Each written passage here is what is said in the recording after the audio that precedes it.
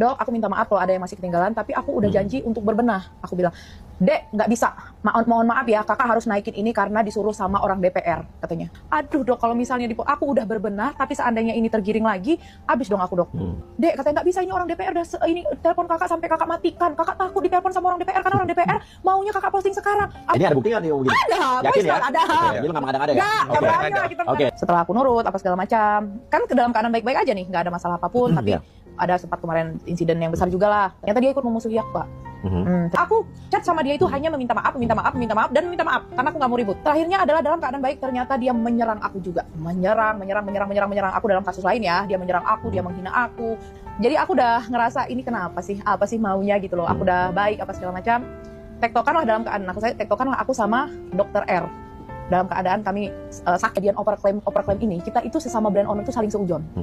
Jadi kadarulahnya adalah ketika kami sama-sama tersakiti, kita teleponan. Dok, kenapa nih sebenarnya dok? Aku bilang sama ini, itulah kak ini. Aku kakak tahu nggak? Aku juga dimintain duit, katanya kan? Dokter R bilang iya, duit. Hah? Aku bilang. Dia bilang begini, katanya. Apa katanya mintanya? Apanya? Kata dokter R gimana diminta duit? Dimintain duit, katanya orang DPR yang minta, katanya. Di situ aku mulai gemes. Udah terlalu menurut aku udah jahat banget. Aku ambil sikap untuk melawan.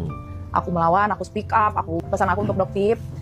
Dok, ayolah, baik-baik aja. Rangkul semuanya pedagang Indonesia, pedagang lokal, stop lah kayak gini terus. Ini nggak akan ada hentinya. Mas, gila. Tolong mas, polisi, panggil polisi, mas. Mas. Lapor polisi. Polisi dong. Polisi.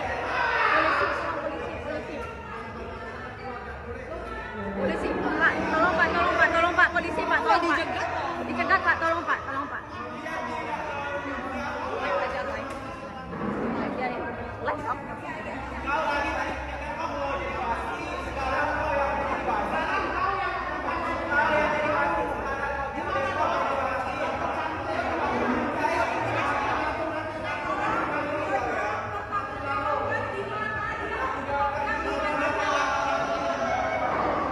Polisi kak, tolong lapor polisi kak. Polisi, keamanan. Hidupin lampu kak, hidupin kak.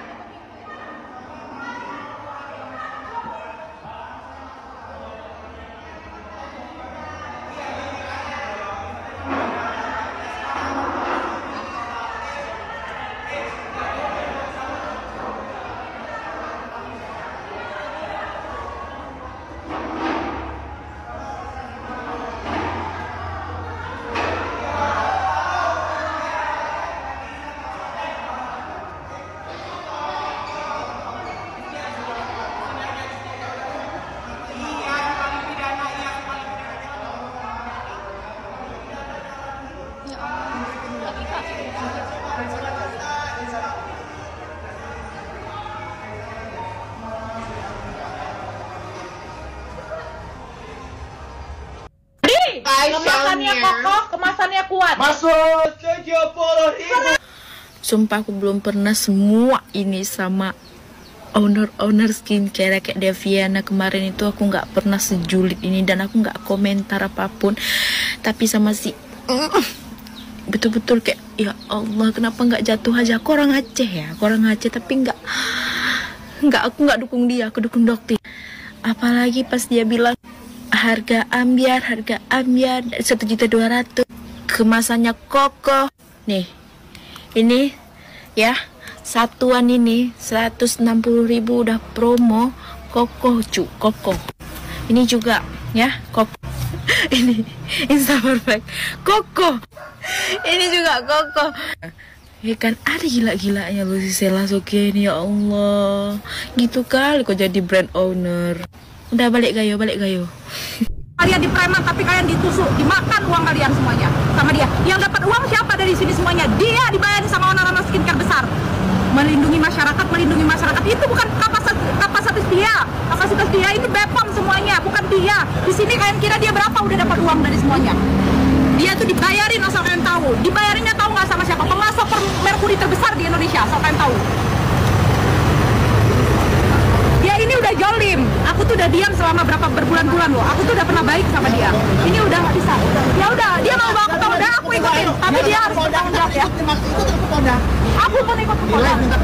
Iya, Polda sekarang. Polda Metro Jaya sekarang, ayo. Udah enak malah. Lebih enak. Tanyain yang 20M. Biar Udah enak. Udah enak. Iya, oke, suruh dokter aja sekarang sekalian. Telepon dokter aja. Biar kalian tahu semuanya fakta kebenarannya malam ini juga apa yang dilakukan sama si dokter Bopeng ini. Dia masih Sekarang berlanjut dia review. mau salahkan aku dokter Bopeng. Tuntut, memang muka dia Bopeng. Dia meras bawa nama-nama instansi negara. DPR RI. DPR RI yang itu. Dia bakal berat kali ini nih. Berat kau Samira. Samira, kau berat malam ini ya Samira ya. Samira, kau mau lapor aku kan ini udah kudu sebut nama kau. Samira, sebut. Dopeng, Doktif. Kau tuntut sekarang aku. Kau tuntut. Tadi itu dia dinasehatin loh sama Bepom. Mungkin sadar ternyata kurang.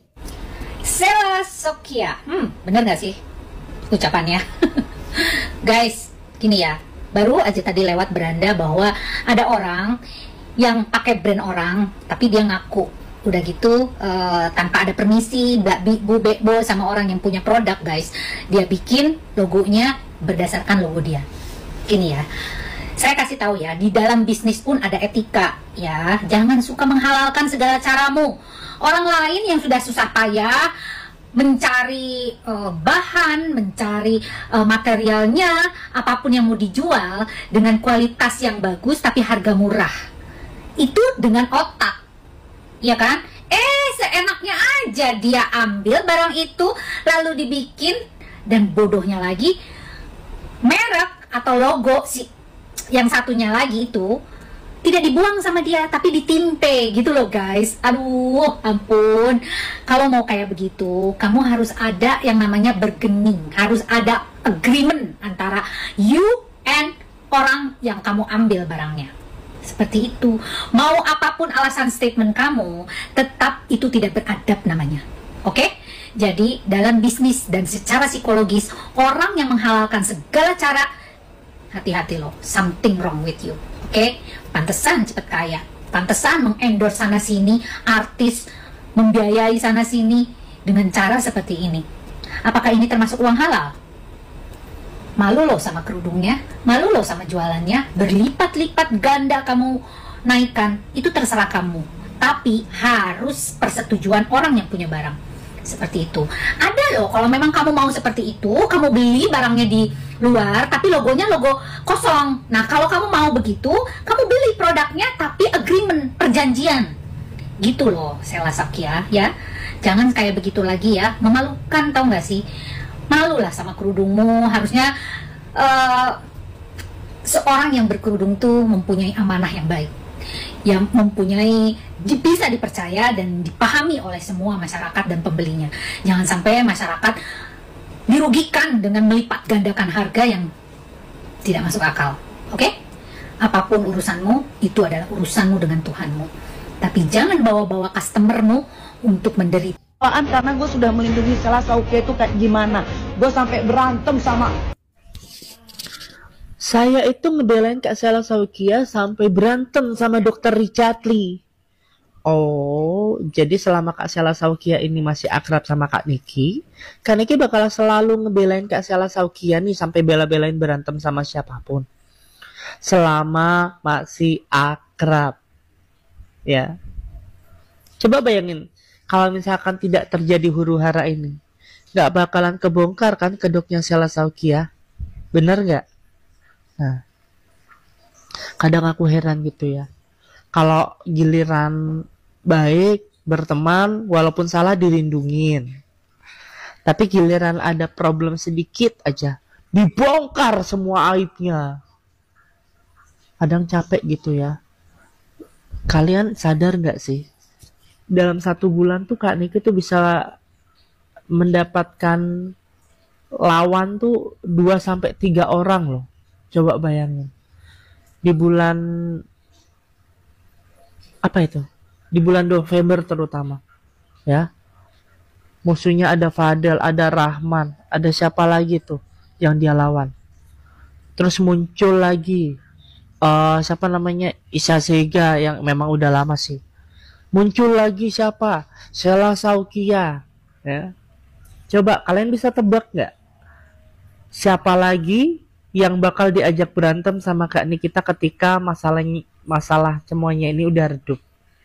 Kalau feeling aku sih Iis Dahlia. Coba kalian bisa tebak gak siapa nih yang bakal diajak berantem sama Kak Nikita Mirzani berikutnya? Karena nih orang nih harus ada yang diberantemin tiap bulannya. Atau mungkin ketika namanya udah turun harus ada yang diajak berantem. Kalian sadar gak sih sama fenomena ini gitu? Terusin aja kalian kayak gitu. Manas-manasin orang yang lagi berantem.